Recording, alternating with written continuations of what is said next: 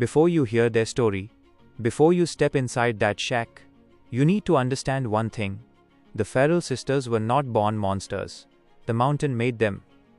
In the winter of 1892, travelers vanished without a trace along the Ozark trails, men, women, even entire families swallowed by the dark woods. Locals blamed wolves, bandits, curses. But the truth had nothing to do with any of those. The truth lived in a shack sunk deep into the mountain's spine. A shack that breathed when the wind didn't. A shack that waited for footsteps to cross its porch. A shack where the sisters listened to something beneath the floorboards, something older than the Ozarks, older than their bloodline, older than the soil itself. Tonight, on Forgotten Remains, you will walk into the Ferrell Sisters' world, a world where the mountain chooses who survives and who gets chained to its belly. If you're easily frightened, turn back now, because once you step inside the shack, it does not let you leave the same. Something about the Ozarks has always felt older than the rest of America, as if the mountains themselves remember things human tongues were never meant to speak. In the fall of 1892, travelers crossing the old logging trails near Devil's Backbone Ridge whispered about shadows moving between the pines, about strange cries echoing at night, and about a shack sitting alone on the mountainside where lantern light flickered, though no one in town claimed it. But the story truly begins with a single chilling warning. A warning carved into the trunk of a lightning-struck oak. Turn back. The Ferrell sisters wake at dusk. Most who passed it laughed. A few sped up their pace. But 14 travelers never made it out alive.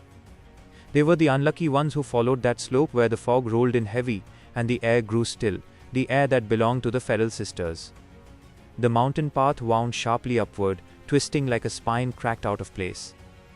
Dead leaves crunched beneath every bootstep, though the forest around remained eerily quiet, no birds, no insects, just the breath of the wind scraping across broken bark. 3 traders, a pair of Missouri newlyweds, 2 hunters, and a preacher with 11 pages of sermons in his coat were among those walking that trail during the same cursed week. All of them noticed the same thing. The silence, the feeling of being watched, the soft rustle of something moving just beyond the tree line, always too quick to catch, too careful to reveal. But the Ferrell sisters were not hunting yet. They were waiting. Waiting for night. Waiting for the moon to rise over their mountain shack. A structure so old, its wood had turned black as coal. A place carved into local warnings for decades. A place where no sheriff dared venture after sundown. Hours before their paths collided with the sisters, danger crept in subtle ways. The traders found boot prints where no man had walked. The newlyweds heard a woman humming in the woods, soft, mournful, and impossibly close. The preacher saw 3 figures standing on a distant ridge at dusk, tall women with tangled hair and burlap dresses, unmoving, watching, until he blinked and they vanished. No one spoke of these sightings, because in 1892 folks believed that speaking a thing gave it power. But by nightfall, silence no longer mattered. The first to disappear was the younger hunter, Jacob Ellery. His brother woke to their fire burned low, and Jacob's rifle lying untouched beside the ashes. A thin line of disturbed leaves led into the forest. No struggle, no cry for help, no sign of an animal attack. Just a path, a silent invitation. And halfway up that path rested something far more unnerving. A strand of long chestnut hair tied around a twig, a calling card the old Ozark folk would have recognized instantly. The mark of the Ferrell sisters. Only the travelers didn't know that.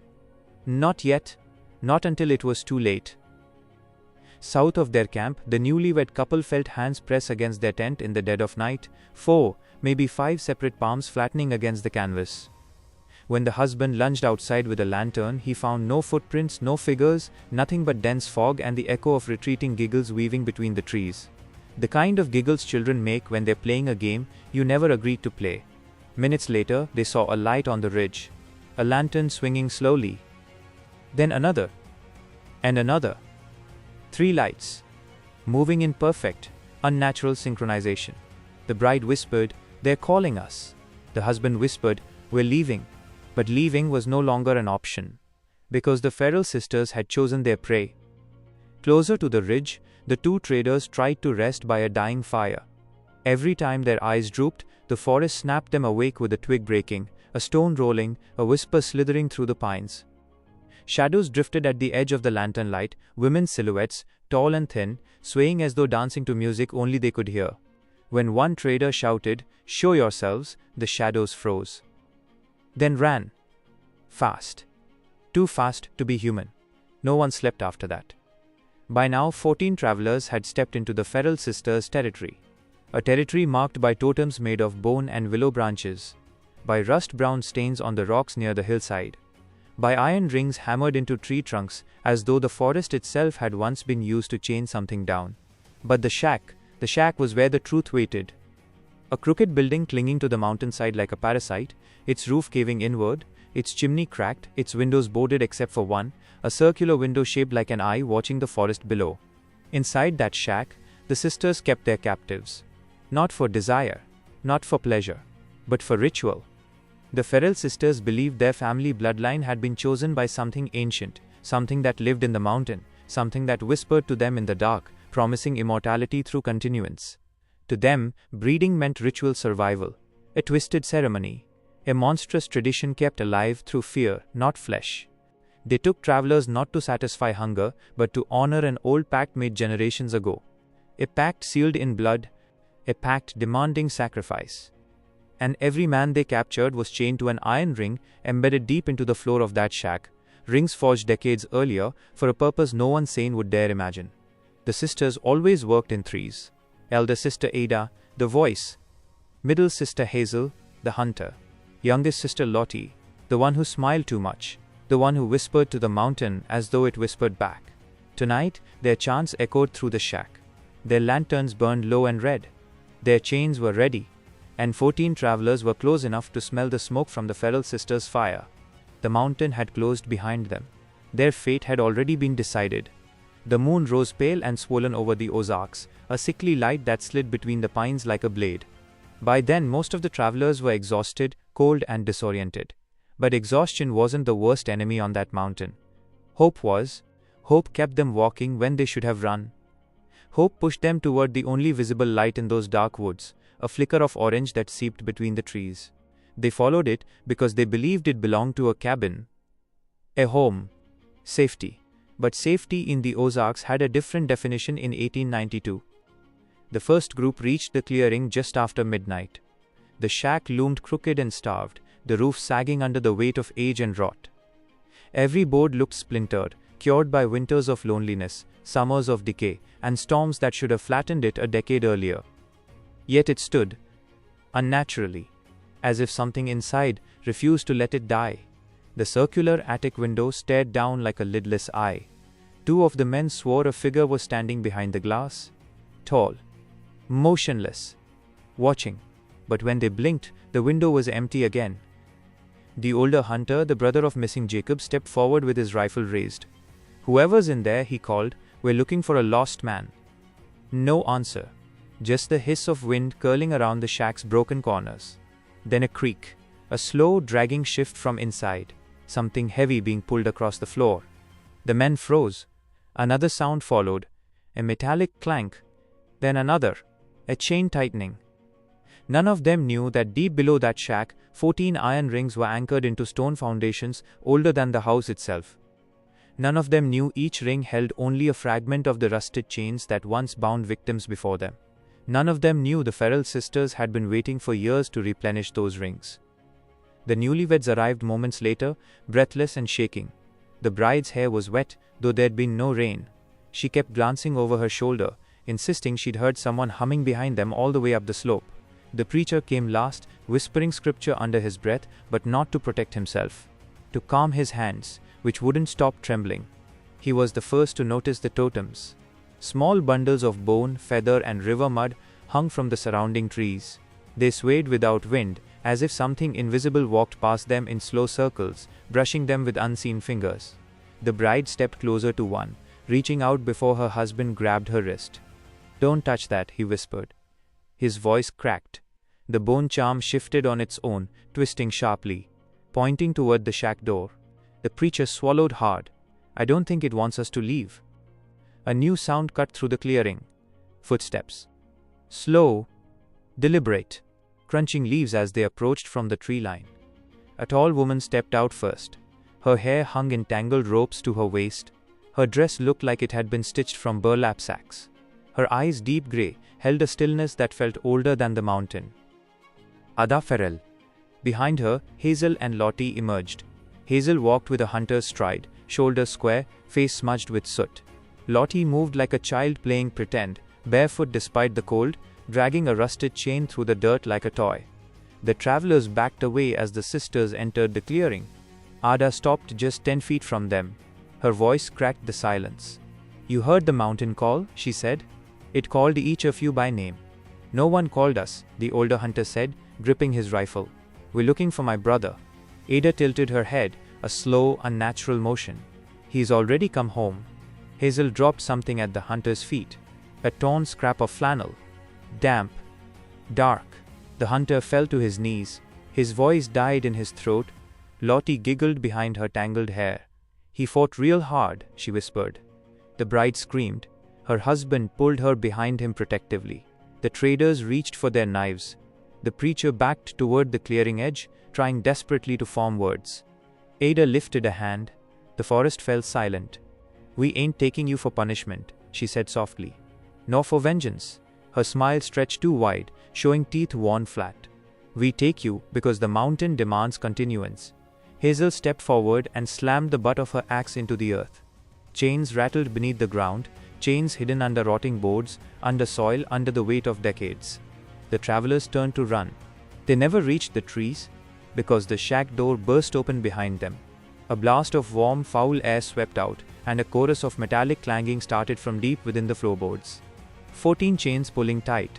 14 iron rings straining. 14 unseen prisoners calling out in agony. Except they weren't calling for help. They were warning, pleading, begging the travelers not to enter that shack, because once those chains closed around a man's wrists, the mountain wouldn't release him alive. Ada raised her lantern. Its flame flickered green. "Bring them," she said. Hazel moved first, swift as an animal. Lottie followed, singing a low, tuneless lullaby. Ada walked behind them, calm, assured, certain of the outcome. The clearing erupted into chaos. The traders lunged for the tree line but tripped as vines, thick and thorned, rose from the soil like living things. The newlywed husband swung a log at Hazel. She caught it, snapped it clean in half and shoved him into the dirt. Lottie's laughter spiraled as she looped her chain around the preacher's ankles. He fell, screaming a scripture that dissolved into sobs. Ada approached the older hunter with slow, deliberate steps. He raised his rifle with shaking hands. "Don't do this," he whispered. Ada touched the barrel. The metal hissed, burning hot like a forge. The hunter dropped the weapon, his hands blistering instantly. "This mountain keeps what it claims," Ada said, "and tonight it has claimed 14 souls." One by one the travelers were dragged toward the shack, kicking, screaming, clawing at the dirt as the sisters pulled them into the darkness. The chains beneath the floor rattled louder. Excited. Hungry. The last thing the travelers saw before the door slammed shut was Lottie's wide grin glowing in lantern light and the circular attic window above them, where a shape stood motionless. A shadow with too many limbs and eyes that burned like coals. Something the Ferrell sisters answered to. Something the mountain worshipped. Something that had been waiting 40 years for new offerings. As the lock slid into place, Ada whispered, "The ritual begins at dawn." And the shack swallowed them whole. The road toward the hollow cabin grew thinner as Sheriff Dalton and Deputy Briggs pushed deeper into the Ozark woods. The fog from the night before still clung low to the ground, sliding around their boots like it had a mind of its own. Nothing moved, not a bird, not a branch, not a breath of wind. It was the kind of silence that made a man doubt his own heartbeat. They found the first sign something was wrong when Briggs halted abruptly. A scrap of faded gingham fabric hung on a thorn branch, too clean, too bright, too out of place. "Women's dress," Briggs muttered. "Or bait," Dalton replied. Ahead, the Harlow sisters' cabin appeared, leaning crooked, like something that had grown out of the earth rather than being built. 3 windows stared at the men like dark, hollow eyes. Dalton stepped up to the door. The wood was warm. Too warm. He knocked once. Silence. He knocked again. A whisper answered from inside, soft, female, almost musical. "Come in, we've been waiting." Briggs's face drained of color. "Sir, no one in town said these sisters were alive." Dalton pushed the door open anyway. Inside, the cabin looked abandoned for years, dust thick enough to swallow footprints. But on the far wall were dozens of handprints, small, delicate, feminine, stamped into the wood like something had pressed from the inside trying to get out. A faint humming floated down from the attic. 3 voices in perfect harmony. The Ferrell Sisters' lullaby, one every local swore had died out 50 years earlier. Dalton whispered, "You hear that? They're upstairs." But before they could move, the floorboards creaked under their feet, not downward but upward, like something beneath the cabin had pressed a shoulder against the planks, straining to rise. "Sheriff," Briggs backed up, trembling. "These boards, they're breathing." Another whisper drifted up from below the floor. "Help us." A man's voice this time, weak, desperate. Dalton knelt, pressing his ear to the floor. Someone or something scraped their nails against the underside of the planks, begging, pleading, crying. And above their heads, the attic voices fell silent. Until a single voice, a young woman's, spoke clearly through the dust-thick air. "You shouldn't have come." The door slammed shut behind them. The candles blew out. And the cabin exhaled. The darkness that swallowed the cabin didn't feel natural. It felt heavy, almost aware of the 2 men trapped inside. Deputy Briggs fumbled for a match with shaking fingers. A spark flared, brief, bright, and for a split second, Dalton saw the dust swirling in the air as if something had rushed past him. When the match caught flame, the room looked unchanged. But the handprints on the wall had multiplied. Hundreds of them now. Dalton muttered, "There weren't this many when we walked in." Briggs swallowed hard. "Sheriff, listen." Because beneath the floor, the voices, dozens of them, had begun whispering in unison. Not loud. Not panicked. Just steady, rhythmic, almost like a prayer spoken too close to the ear. "Let us out, let us out, let us out." Briggs backed away from the sound, sliding into the corner. "This place ain't right, sir. People don't whisper like that. Not all together." Dalton crouched again, pressing 2 knuckles to the floorboard. "How many of you are under there?" A faint tap tap tap answered. Then another. Then another. 20? 30? More? The cabin settled again, slow groaning like an animal turning in its sleep. Suddenly, from upstairs, a soft creaking began. Footsteps. Slow. Deliberate. Familiar. The Ferrell Sisters. 3 pairs of feet walking in perfect rhythm. Dalton raised his gun, though something in him knew bullets wouldn't help here. Briggs whispered, "Do we run? Sir, do we run?" But the front door that had slammed behind them no longer even looked like a door. Where the frame had been, there was only raw wood, as if the door hadn't been shut, it had been erased. Then a child's voice whispered right next to Dalton's left ear. "Don't leave us?" Dalton spun, nobody there, only dust swirling where breath should be. And before he could gather his thoughts, the footsteps upstairs stopped. Silence. Then, 3 soft thumps. One by one, the attic hatch locks clicked open by themselves. Briggs whispered, "They're coming down." The ladder unfolded slowly. Too slowly. Creaking like bones tired of holding firm. A feminine giggle trickled down the stairwell. Dalton steadied his gun. "Show yourselves."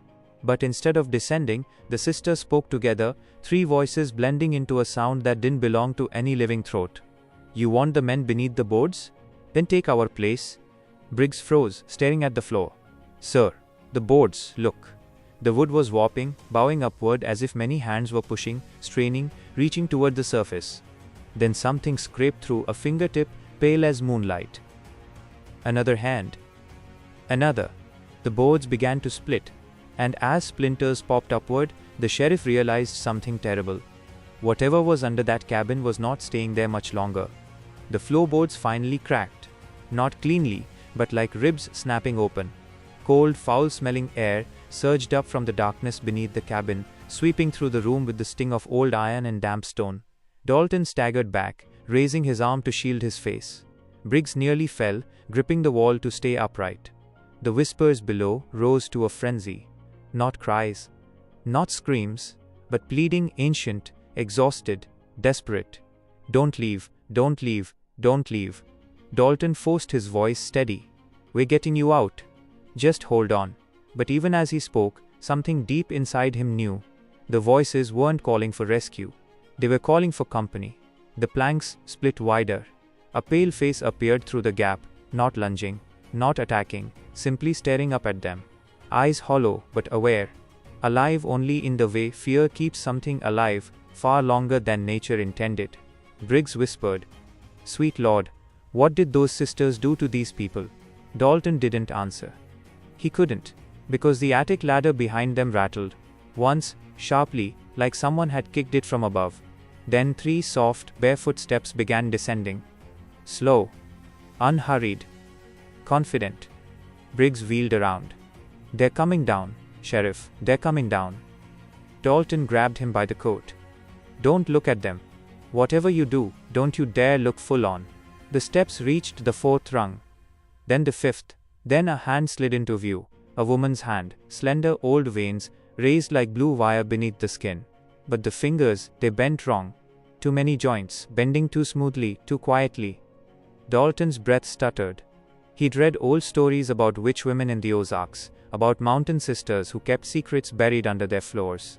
But nothing had prepared him for what stood above them now. A voice flowed down the ladder, 3 tones layered over each other. "We needed them. They stayed." Dalton shouted over the whispering floor. "You kept travelers here. You chained them." A long pause. Then the sisters answered, "We didn't chain them. The mountain did. We only listened." Briggs choked out, "Sheriff, the floor." Because dozens of hands were now pushing upward, some young, some old, some barely more than bone. The boards were rising like a door being pried open from underneath. Dalton grabbed Briggs's arm. "We run, now. But the door, there ain't no." The sheriff pointed toward the window. "Then that way." The glass trembled as the cabin's walls began to pulse. Yes, pulse, like the building itself had a heartbeat. The sisters stepped to the bottom of the ladder, finally revealing their faces in the flicker of Briggs's dying lantern flame. They were smiling, not kindly, not cruelly, just knowingly. As if they had seen this moment so many times before. "All who enter the shack belong to the mountain," they whispered. The floor burst open. Cold hands clawed upward, not to grab, but to reach, reaching toward the sisters, as if worshipping them. Dalton fired his revolver into the window. The glass shattered. Briggs didn't hesitate. He dove through the opening, hitting the cold earth outside. Dalton turned to follow, but something in the cabin exhaled. A long, low, ancient breath. The lantern blew out. The sisters hissed through the dark. "You shouldn't have looked for the missing." Dalton leapt toward the window.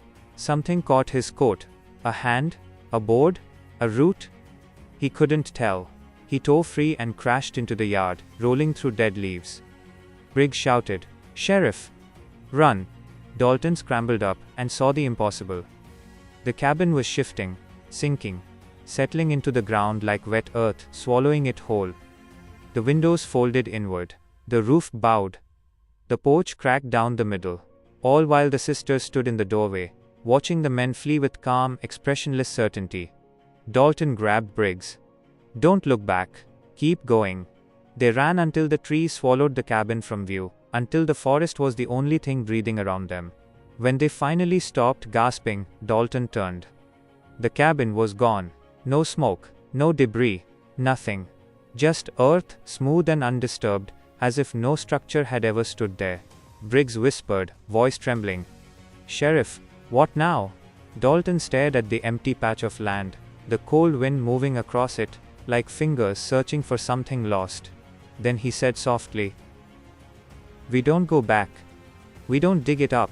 We don't speak of those sisters again." But the wind carried voices through the trees. "Don't leave. Don't leave. Don't leave." The same whispers, rising from beneath the boards. The same voices that would never stop calling. Because whatever the Ferrell sisters had awakened under that shack in 1892, it was still alive. Still hungry. Still waiting. And now it had the names of 2 more men. The Ferrell sisters vanished before the law could reach them. Their shack sank into the ground like it was never there at all. And the 14 souls found beneath it were laid to rest far from the mountain they'd been trapped under. But even today, hunters say the earth shifts in that clearing when moonlight hits it just right. Night hikers swear they hear chains sliding under the soil. And some claim that if you stand still long enough, the ground breathes against your boots. Maybe the sisters died in those woods. Maybe the mountain took them back. Or maybe they're still listening from beneath the earth, waiting for new footsteps, new voices, new travelers to pull under their floor. If stories like this haunt you long after the screen goes dark, make sure you're subscribed to Forgotten Remains, where America's buried horrors are never truly forgotten. Until next time, stay out of the mountains after sundown. Some shacks are still hungry.